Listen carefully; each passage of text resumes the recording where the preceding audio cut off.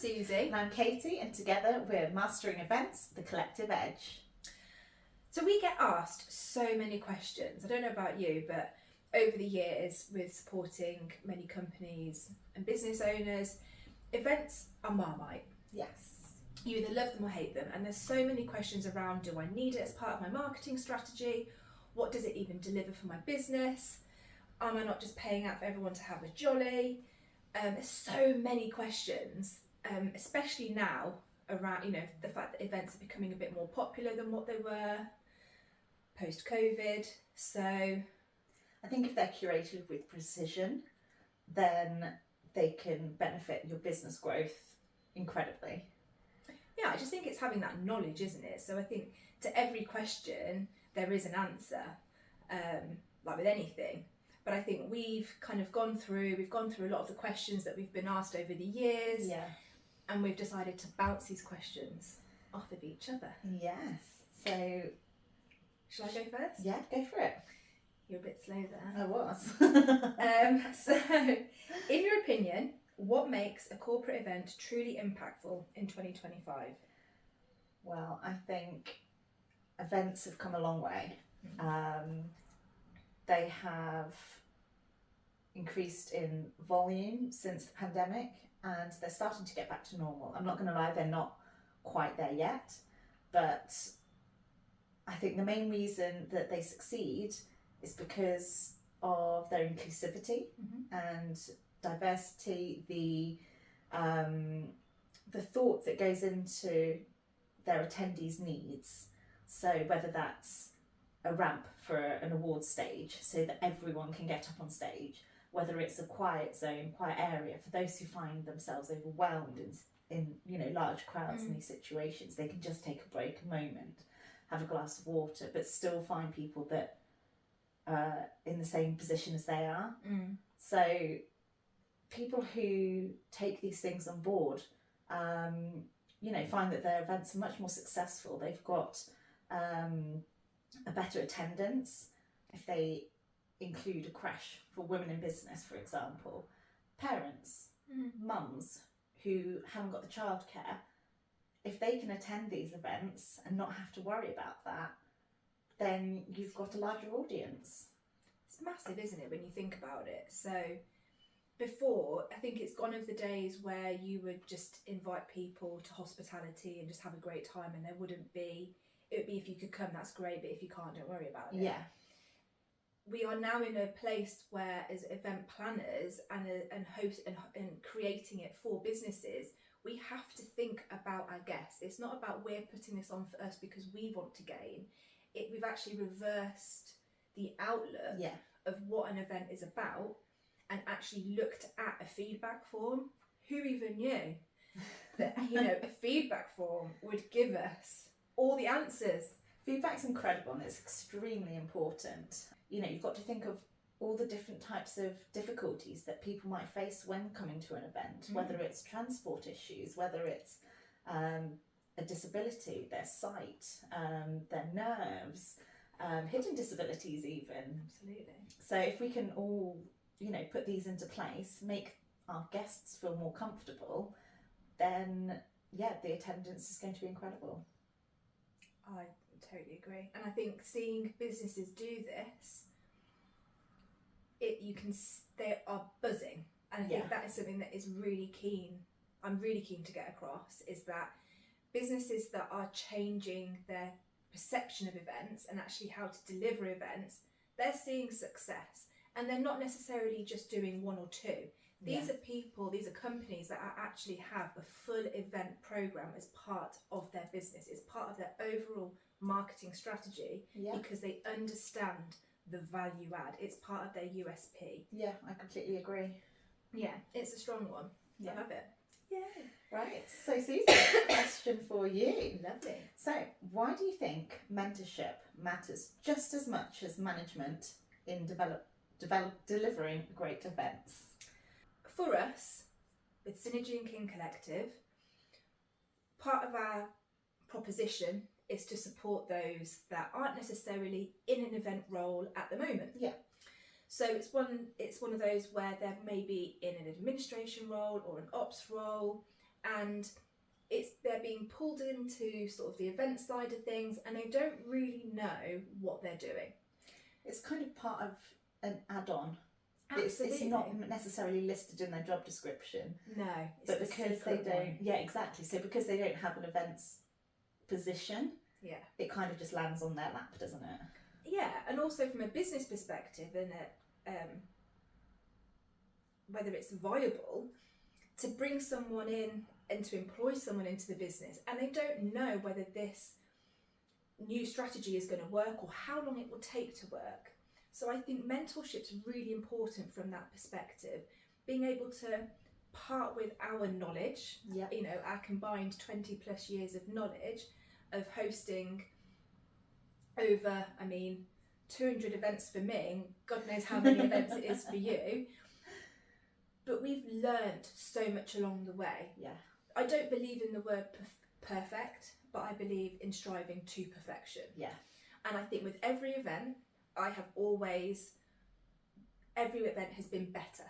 So I think having that knowledge and parting ways and mentoring someone into creating more confidence, showing them how, you know, the hidden secrets of event planning, it's all those things that parting with that knowledge and that understanding and that confidence giving, and seeing someone be epic in an upskill in something which is actually the most joyous thing. Watching an event unfold is the most rewarding thing, and seeing everyone just have the best time. Yeah. I want more people to enjoy that, not see it as a hindrance and something that they want to shy away from. I want them to walk towards it. I want them to love it. I want them to just want to get so excited that they want to come back to the office and do another one straight away.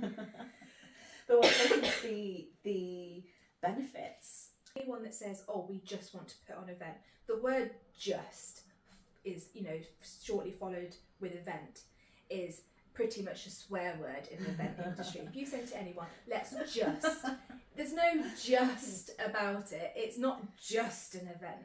There is so much work. There's hours, days, weeks worth of work that go into it. So much more behind the scenes than one can ever imagine. But mentoring someone through that process, and seeing those continuous light bulb moments, giving those golden nuggets.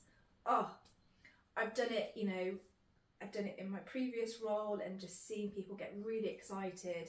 It's something that we're really passionate with Synergy and Kin Collective to just nurture and push that through even more and get more people excited about events. Yeah. I love how you just want to share the passion. Well, I want to share your passion too, so it's just exciting to see how excited you get about events as much as I do. And that's where it came from for us, wasn't it? For us, we were two people that met during COVID, and we could have set up Synergy and Kin Collective then. We genuinely could have. But actually, we made a conscious and subconscious decision to become friends first. We have our daughters who are very similar in age. You know, we're mothers, we're event planners, we're partners and wives, we're cleaners, we're everything.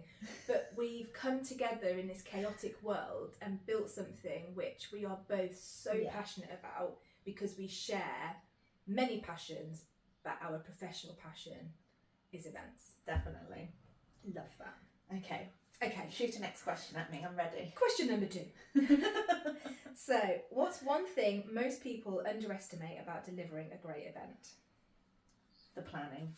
Like we've just said, it's definitely the planning. The amount of work that goes in before is enormous. 6 weeks is not enough, guys. Not enough.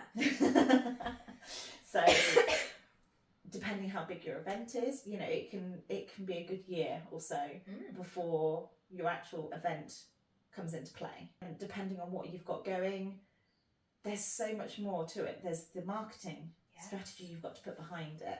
There's the organising of vendors, suppliers, liaising with them, what their requirements are, the venue, what's feasible, what's not, you know, managing your budget. There's so much that goes on behind the scenes that people don't realise. The list is endless. I mean, that's why we've got checklists. That's why we've put together, you know, some guides that people can help themselves to, and it will help them, you know, deliver a seamless event step by step. That's where we come in. We can help with the amount of work that there is, because I think the people that we've shown our guide to have gone, that's incredible, it's all there. But they've also gone, that's a hell of a lot of work there. I'm going to need some help, or at least some guidance in how to attack this, because they want a successful event. They want to see the outcome. So yeah, there's a lot of planning that goes in behind the scenes, as you very well know. Wow, yeah. And I did a LinkedIn post on this only the other day that said, you know, basically, if you're just planning, a client get together, you've set yourself up for a fail. Yeah. That's not an objective. That's just a party in a park. There's so much that goes on behind it, and I think the key to any event is keeping your objectives at the core of everything. So coming back to centre, the centre is the objective. What outcomes do you want from this? Yeah. Are you looking to nurture your existing clients? Are you looking at an opportunity to create an equal platform for your clients to bring people along that they want to introduce you to? Is it a mixture of both? Is it a brand awareness piece and creating more visibility for your company? There are so many things that you have to think of, and like you say, it takes time, and actually setting an objective takes time in itself, because being clear on that, knowing that, will give you the outcomes that you want. Yeah, I totally agree. Yeah, it's exciting. Right, you ready for your second question? I think so. Okay, if you could give one piece of advice to someone planning their first major business event, what would it be? My instinct tells me enjoy it. Yeah. Enjoy it. Because this is your first event that you're ever going to do. And when you've done 10 more, 20 more, 100 more, you're going to look back at that event and go, oh my goodness, I didn't know what I was doing. Well, you did, because you did it and it was a success. So I would say always enjoy it, because that's the one thing that you will remember that event for eternity. And it's a constant learning game. Of course it is. Like, as I said before, perfect doesn't exist, but striving to perfection, so you're continuously learning, is key. And I think with your first event, take your time. Take your time with learning the processes. If you've allowed yourself 3 months, you haven't allowed yourself enough time with your first event. Yeah. If time is restrictive and you've kind of been thrown at the deep end, it's about time management. And don't get stressed. If you feel yourself just feeling overwhelmed by the stress levels, because we're only human, you and I have both got incredibly stressed over the years, take a step back, breathe. It's okay. It's all going to be okay, because I have not seen to date an event go horrendously wrong. What goes on behind the scenes in comparison to what all your guests and your clients see are two totally different things. Yeah. And it all comes good. The small things people won't notice. No, they don't. You notice them. You notice them. They stand out a mile to you, but even if someone's walks slightly like that, you're like, that's really annoying me. You have to go over and, hi, how are you? Just making you fall. That's clearly something you've done. Yeah, like I've done it at a very prestigious place where I went and checked all the tables to make sure. I've even asked a venue to go and iron the sheets, because I couldn't possibly have a luncheon served on creased sheets. Yeah. That is the level of detail that we go to. It's my turn to ask you a question. Oh. What's one part of the event process that people overlook but makes a huge difference? The follow-up. Yes. Everyone forgets the follow-up. Well, not everyone, but it's usually the last thing that people seem to think about. Yeah. How are you going to keep your audience engaged? Mm-hmm. How are you going to get them wanting more? Get them coming back? If you can somehow make sure that you've data captured along the way, whether it's, sending them out a link to buy their own photos from the event, from the photographer, a discount code, you want them coming back for more. Your event isn't over until people stop talking about it. And I will stick by that. If you can keep them engaged, keep them updated with what's going on within the company, within your business, then they're more likely to be thinking of you at the forefront of your mind.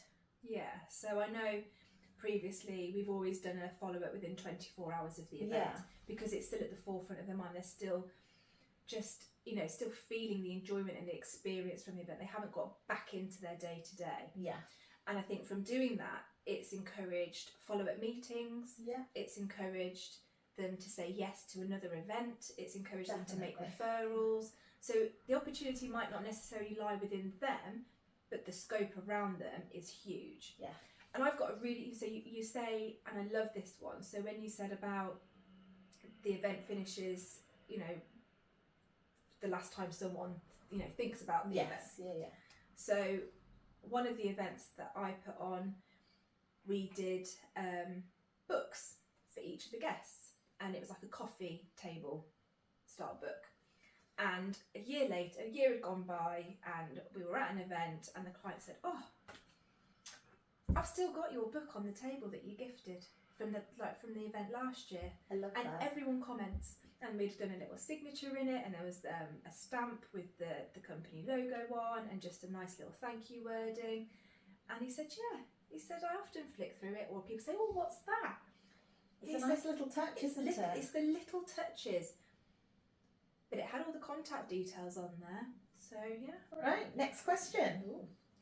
What's one misconception people have about working in events? That anyone can do it. Yes. And, you know, in theory, we're not brain surgeons, so everyone could do it. But I think it takes a special kind of someone.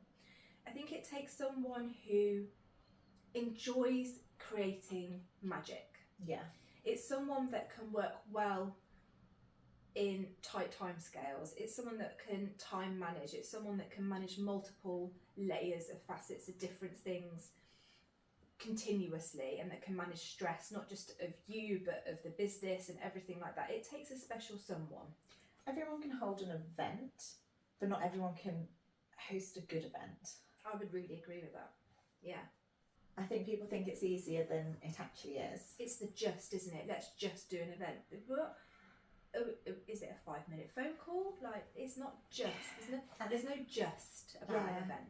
People don't quite realise how much detail there is when it comes to hosting a good event. I mean, we have a 67-page checklist that goes into the details. Yes, so 67 pages. 67 pages of the step-by-step process that we take Yeah. to host.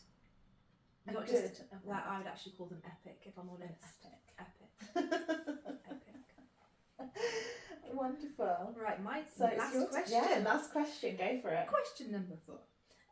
What do you think makes an event feel truly memorable?